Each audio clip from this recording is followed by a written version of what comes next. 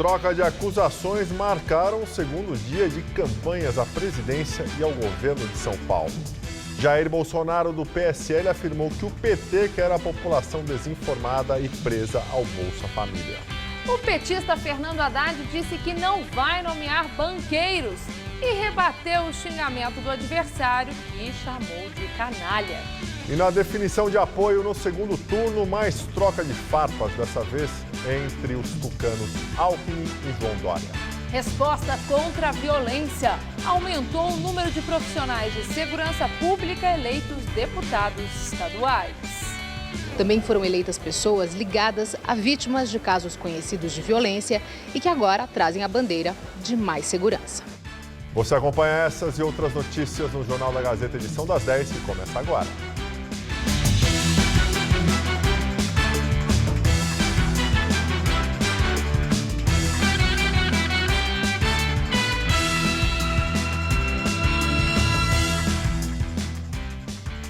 Muito boa noite para você. Olá, boa noite. O candidato Fernando Haddad espera para sexta-feira a definição de alguns apoios. A intenção do petista é conquistar um palanque em São Paulo, ao lado de Márcio França, do PSB. E ele afirmou que não vai colocar nenhum banqueiro no Ministério da Fazenda.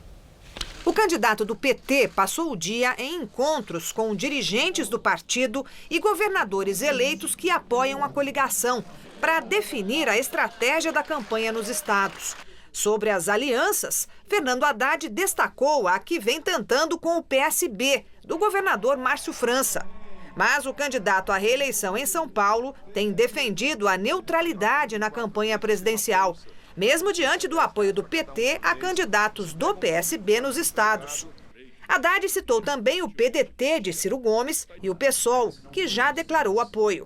O ex-prefeito paulistano condenou o clima de agressão por causa de posições diferentes. Nós que estamos na vida pública, sentimos que a democracia esteja ameaçada com esse tipo de atitude, na minha opinião, covarde, de determinados setores da sociedade que não convivem com regras democráticas. Nós estamos aqui num gesto, estendendo a mão para que as regras de convivência sejam respeitadas, que as pessoas não sejam molestadas, não sejam agredidas pelo que pensam. A liberdade de opinião tem que ser garantida no Brasil. Para recuperar a economia, o petista voltou a defender impostos para os muito ricos e a redução dos juros bancários como forma de gerar empregos.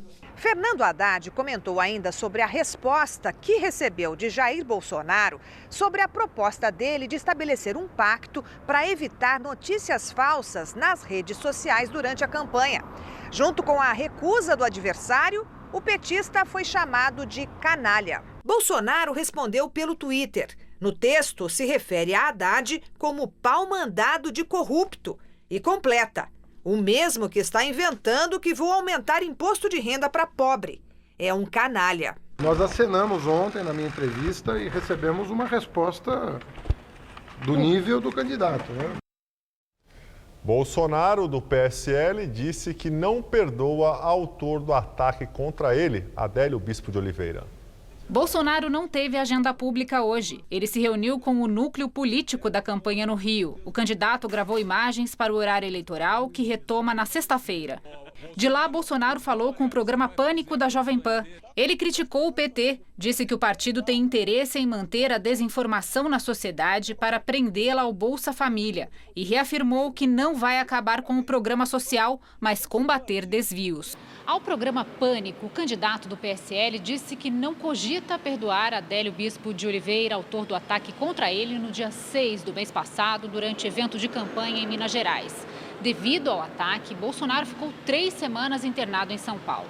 Adélio se tornou réu na semana passada e está em um presídio federal em Campo Grande, no Mato Grosso do Sul. Segundo Bolsonaro, ele sabia o que estava fazendo. Estou vivo por milagre. Por milagre, Temos que agravar a pena desse cara.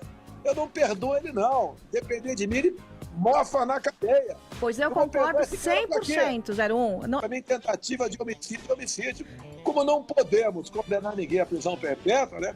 que pelo menos se cumpra 30 anos de cadeia. Nesta semana, Bolsonaro deve ser avaliado pela Junta Médica do Hospital Albert Einstein para saber quais serão seus próximos passos. O candidato disse que, se for liberado pelos médicos, pretende ir ao Nordeste. A região foi a única do país onde ele perdeu para Haddad. E ao SBT, disse que quer conversar sobre um possível apoio com Álvaro Dias, do Podemos, e o cabo Daciolo, do Patriota.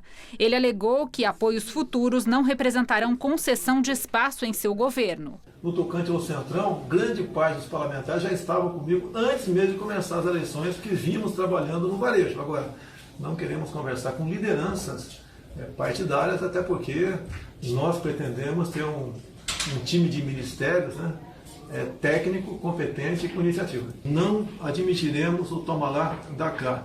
Não repartiremos aqui estatais, diretoria de bancos e ministérios para conseguir apoio. E agora o comentário de Josígio Souza, direto de Brasília. Nas suas primeiras manifestações públicas como rivais no segundo turno da corrida presidencial, Jair Bolsonaro e Fernando Haddad se esforçaram para retirar o que há de mais tóxico nas suas respectivas candidaturas.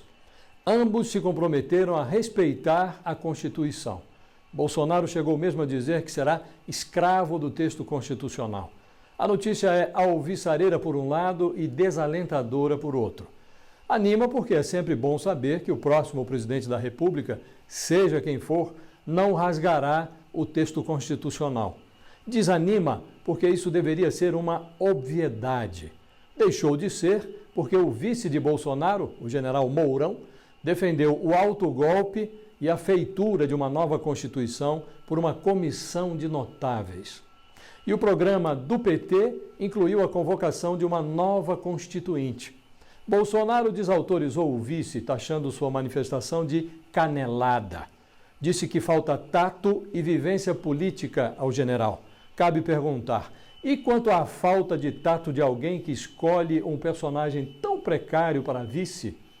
Haddad disse que reviu sua posição sobre a Constituinte. Ótimo, mas o programa do PT foi feito agora, sob a coordenação do próprio Haddad. Mudou por convicção ou por conveniência? Nesse mano a mano do segundo turno, o eleitor deve se ligar nos detalhes, se não quiser confundir um certo candidato com o candidato certo. Boa noite. Após reunião tensa da Executiva Nacional do PSDB em Brasília, o presidente da legenda, Geraldo Alckmin, informou que o partido não vai apoiar nem Jair Bolsonaro, do PSL, nem Fernando Haddad, do PT, no segundo turno para presidente.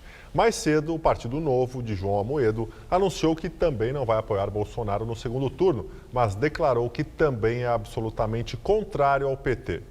O PP e Democracia Cristã disseram que vão ficar neutros. O senador Álvaro Dias, que disputou as eleições pelo Podemos, disse que vai se licenciar do cargo pelas próximas semanas e que vai ficar em silêncio na segunda etapa do pleito. O PTB de Roberto Jefferson declarou apoio a Bolsonaro. O PSOL e o PSB anunciaram que vão apoiar o candidato do PT. Aqui em São Paulo, Márcio França declarou que o PSB vai ficar neutro na disputa presidencial. O debate aqui na TV Gazeta entre os candidatos Bolsonaro e Haddad, marcado para o próximo domingo às 19h, está na dependência da avaliação médica do candidato Bolsonaro. Ele diz em entrevistas que vai participar de debates, desde que seja liberado pela equipe médica que o atende. E no domingo, dia 21, às 19h, será realizado o debate entre João Dória e Márcio França, candidatos ao governo paulista, aqui na TV Gazeta. Os debates são uma parceria da Gazeta com Estadão, Jovem Pan e Twitter. Durante campanha na Zona Oeste de São Paulo, o candidato ao governo do estado, João Dória, do PSDB, chamou de traidores os 17 integrantes da legenda que foram expulsos do partido por infidelidade partidária. Pois é, entre eles está o ex-governador de São Paulo, Alberto Goldman, que é um dos fundadores e antigo desafeto político de Dória. Um dos fundadores do partido. A entrevista foi em frente a uma base da PM na Avenida Faria Lima, na Zona Oeste de São Paulo. o tucano prometeu que, se eleito, vai ampliar esses postos de 400 para 1.200 em todo o estado. João Dória garantiu que o secretário de Segurança Pública em seu eventual mandato será da polícia, sem especificar se da civil ou da militar. O candidato também falou sobre a expulsão de 17 integrantes do PSDB pelo Diretório Municipal do partido. O grupo que deixa o PSDB é formado por lideranças conhecidas, como o ex-governador Alberto Goldman e o ex-secretário de Segurança Pública Saulo de Castro, ambos por terem apoiado o candidato do MDB, Paulo Scaff. Em entrevistas a 2 rádios, Goldman disse que Dória foi o pior prefeito de São Paulo e destacou que o diretório municipal não cumpriu as normas internas do partido, que orientam como o processo de expulsão deve ser feito. Entre os expulsos também estão pessoas que manifestaram apoio ao candidato Jair Bolsonaro, do PSL. Apesar de apoiar Bolsonaro na esfera nacional, Dória condenou a atitude dos tucanos expulsos e disse que a saída deles está prevista no Estatuto do PSDB. A expulsão dos 17 traidores, aqueles que fizeram campanha para outros candidatos, está previsto no Estatuto do partido. Trabalhou por outro candidato, utilizou material de propaganda de outro candidato, adesivo, camiseta, bandeira, é expulso. É assim. E vale para todos. Em nota, o Diretório Nacional do PSDB afirmou que o Diretório Municipal não tem competência para expulsar Goldman e Castro. No entanto, o documento não se refere aos demais 15 integrantes do partido que também foram expulsos.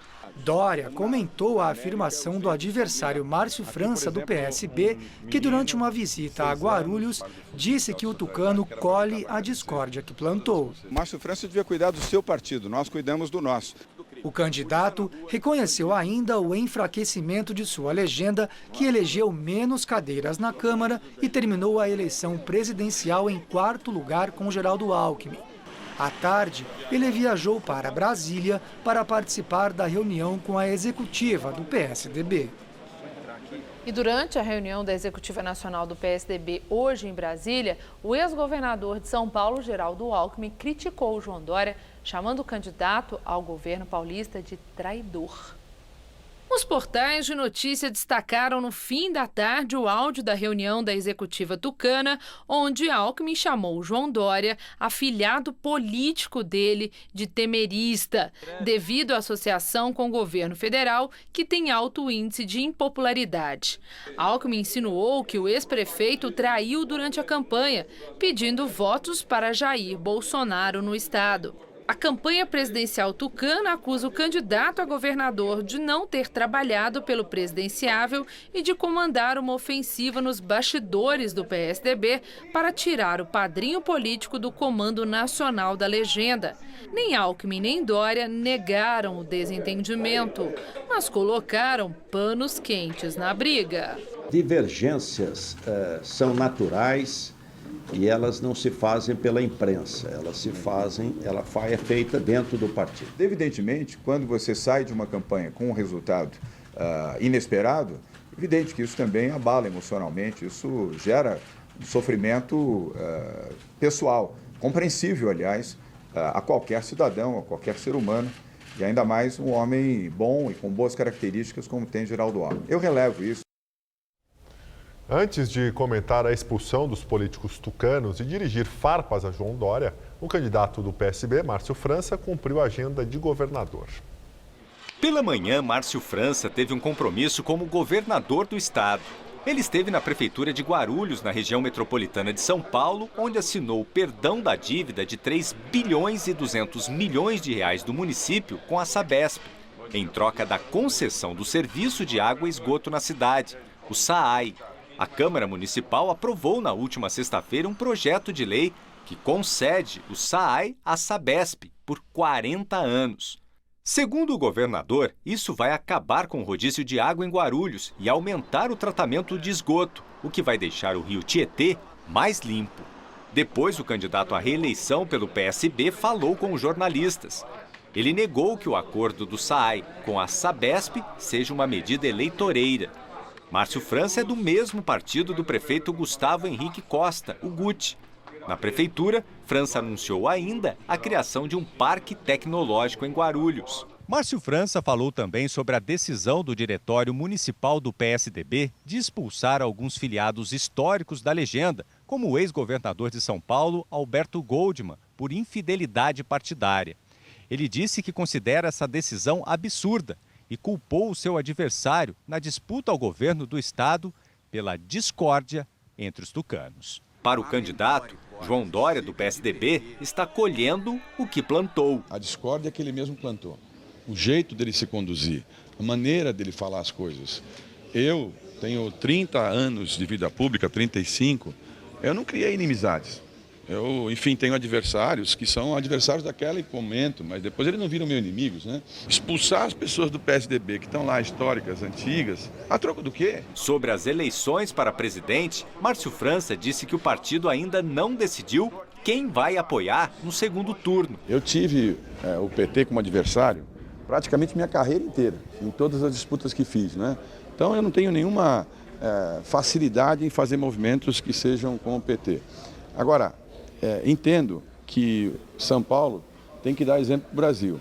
Esse país dividido, esse país beligerante, esse país que aposta na confusão, no conflito, não é o país dos paulistas. À tarde, o governador esteve em Osasco, também na região metropolitana de São Paulo, onde fez uma visita técnica ao hospital regional. E o terceiro colocado no primeiro turno da disputa ao governo de São Paulo, o empresário Paulo Scaff, do MDB, decidiu hoje apoiar o governador Márcio França, do PSB, no segundo turno contra João Dória, do PSDB. No último domingo, aumentou bastante a quantidade de profissionais de segurança pública eleitos como deputados estaduais. Foi um salto no número de cadeiras ocupadas por profissionais da área de segurança. Hoje, na Assembleia Paulista, são 3 deputados. A partir de 2019, serão 11 nesse perfil. O coronel Telhada, do PP, reeleito e um dos mais votados na última eleição, acredita que essa é uma resposta do eleitor para o desespero com a violência no Estado. O cidadão ele não aguenta mais o que está acontecendo atualmente, a insegurança, a criminalidade em todos os locais, em todos os lugares. A incompetência do Brasil na parte jurídica. O bandido mata, dali a pouco ele está na rua, pessoas são condenadas, daqui 2, 3 anos estão na rua. Isso faz com que o brasileiro fique desesperado. Além do coronel Telhada, foram eleitos delegado Olim, do PP, major Meca, do PSL, Conte Lopes, do PP, delegado Bruno Lima, do PSL, delegada Graciela, do PR, tenente Nascimento, do PSL, agente federal Danilo Balas, do PSL, sargento Nery, do Avante, tenente Coimbra, do PSL, e coronel Nishikawa, do PSL. Na eleição desse ano, São Paulo escolheu profissionais da área de segurança pública para vários cargos. Por exemplo, no Senado, o mais votado foi o Major Olímpio, do PSL. Na Câmara Federal, o número de policiais e militares ficou 4 vezes maior, com a presença de muitos paulistas, assim como aconteceu aqui na Assembleia de São Paulo. Mas não só. Também foram eleitas pessoas ligadas a vítimas de casos conhecidos de violência e que agora trazem a bandeira de mais segurança. O estreante Márcio Nakashima, do PDT, por exemplo, é irmão de Mércia Nakashima, morta em maio de 2010 pelo advogado e ex-policial militar Misael Bispo de Souza, em Nazaré Paulista, na Grande São Paulo. E a própria deputada eleita, Janaína Pascoal, a mais votada da história para o cargo, também tem como principal plataforma o combate à violência. Agora nós vamos ver se essa renovação, ela de fato vai haver alguma transformação na negociação entre o Executivo e o Legislativo, ou se o Poder Executivo ainda vai continuar com essa capacidade de comandar a agenda do Legislativo. Relator da Lava Jato no Tribunal Regional da 4ª Região nega o pedido do ex-presidente Lula para tirar dos autos da ação penal um dos termos da delação do ex-ministro Antônio Palocci.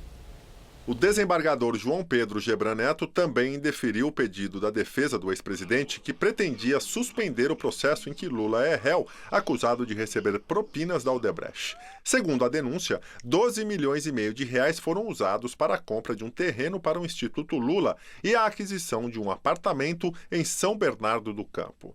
Parte dos termos do acordo de Palocci foi divulgado na semana passada pelo juiz Sérgio Moro. No documento, o ex-petista relatou um suposto loteamento de cargos na Petrobras em troca de dinheiro para financiar as campanhas políticas. E destacou que desde 2007, Lula tinha conhecimento do esquema de corrupção na estatal. Lula e Palocci estão presos em Curitiba, no Paraná. Eles foram condenados a mais de 12 anos cada na Lava Jato por corrupção e lavagem de dinheiro.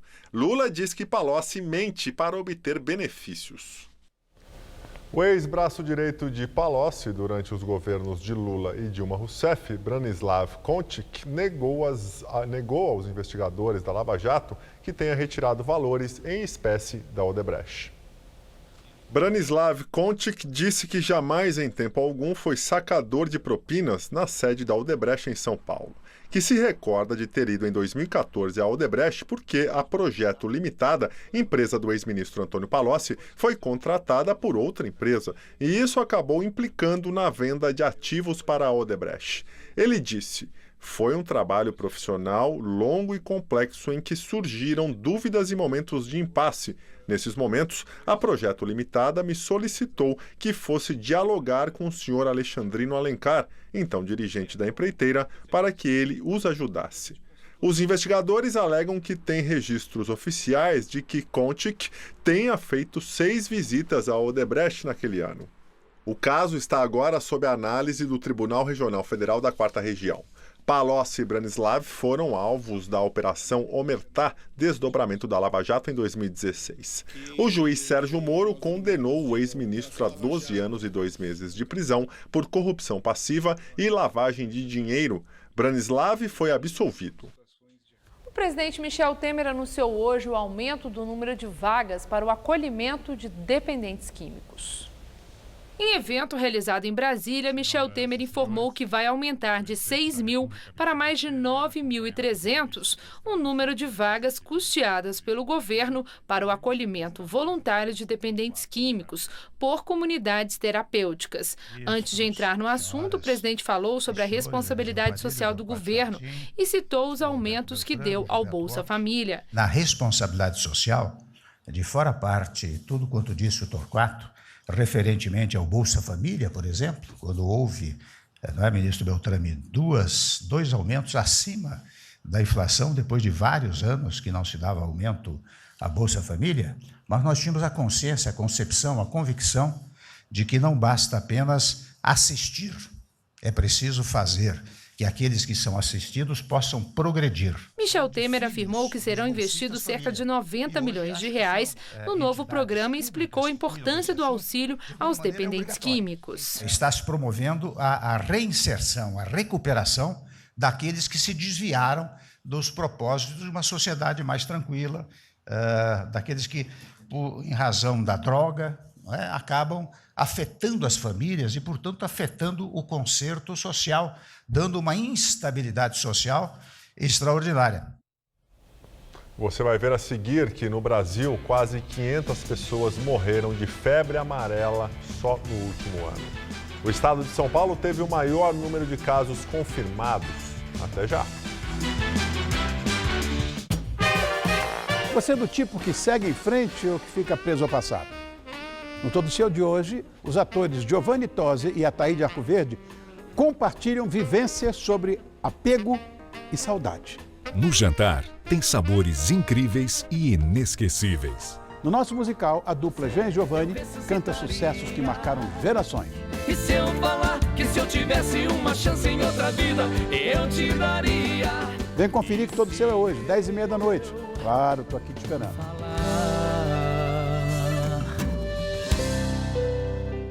Dor de ouvido, incômodo no nariz ou garganta são situações que atrapalham seu dia a dia.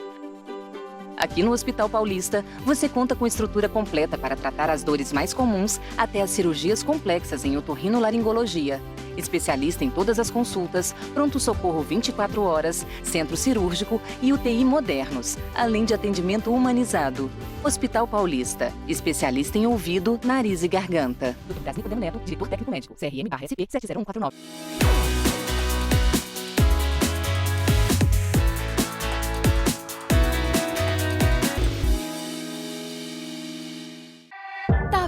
escrever a sua própria história? Que tal dirigir a sua própria vida? Então corre pra cá, que a sua hora chegou. Bem-vindo ao Universo Casper, um lugar certo para você pensar, criar e questionar. Na Casper, razão e emoção se unem para fazer diferente, fazer melhor. E você, aceita o desafio? Tem muita coisa nova te esperando por aqui. Faculdade Casper Líbero, Vestibular 2019. Paixão por comunicação. De segunda a sexta, Mariana Armentano traz muita informação para o seu fim de tarde. Notícias ágeis, abordagens precisas, prestação de serviço e interatividade. Gazeta News, de segunda a sexta, 15 para 6 da tarde.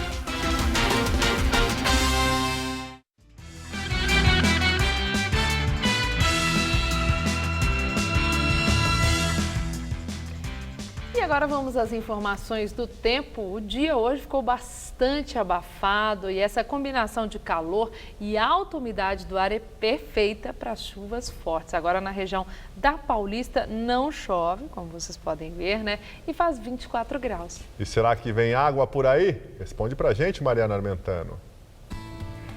O tempo continua bastante instável e não dá para descartar mais pancadas fortes de chuva. Mas olha, a gente mal se acostuma com esse calor e já refresca de novo. Olha só como ficam os próximos dias. Nessa madrugada teremos mínima de 20 e máxima amanhã à tarde na casa dos 30 graus. Aí na quinta-feira o tempo fecha e a máxima não passa dos 23 e aí vai voltando a esquentar com a aproximação do fim de semana. Na sexta já deve fazer até 26 graus por aqui e o sol volta a dar as caras. Segundo um boletim divulgado hoje pelo Ministério da Saúde, o Brasil teve quase 500 mortes por febre amarela no último ano. O estado de São Paulo tem o maior número de casos confirmados. Segundo o Ministério da Saúde, as mortes por febre amarela em São Paulo representam 42% do total. Foram 483 óbitos em todo o Brasil e 203 no estado de São Paulo. Isso de acordo com um balanço que engloba o período entre 1º de julho de 2017 e 30 de junho de 2018. Nesse período foram 1.376 casos de febre amarela no Brasil e 555 casos em São Paulo. É o estado com o maior número de casos confirmados. A Secretaria Estadual de Saúde informa que desde maio deste ano não há confirmação de novos casos autóctones de febre amarela no estado. Dos casos já relatados, 28% foram contraídos em Mairiporã e 8,9% em Atibaia. Só este ano, 8 milhões de pessoas tomaram a vacina contra a febre amarela aqui no estado de São Paulo. As doses continuam disponíveis nos postos de saúde. Só não são recomendadas para grávidas, mulheres que estejam amamentando, crianças com menos de 6 meses de idade e pessoas que estejam passando por tratamentos de saúde, como câncer ou HIV. Fernanda Azevedo para o Jornal da Gazeta, edição das 10. A Arábia Saudita anunciou que vai permitir buscas no seu consulado em Istambul depois do desaparecimento de um jornalista. O jornalista saudita Jamal Khashoggi desapareceu na semana passada e a última vez que foi visto foi quando entrou na representação consular saudita em Istambul. Khashoggi, de 59 anos, crítico da monarquia ditatorial, foi ao consulado para tirar alguns documentos para casar com sua namorada turca. As autoridades sauditas rejeitaram qualquer responsabilidade pelo desaparecimento de Khashoggi, mas o governo turco confirmou que consta a entrada, mas não a saída do jornalista do prédio diplomático. Amigos do jornalista garantem que Khashoggi foi assassinado no consulado, mas o governo turco não comentou até agora essa possibilidade. E nós ficamos por aqui. A edição de hoje pode ser vista no site do Jornal da Gazeta. Uma excelente noite para você. Muito obrigado pela sua companhia. Tenha uma ótima noite. Assista agora o programa Todo Seu com Rony Fon. Até amanhã.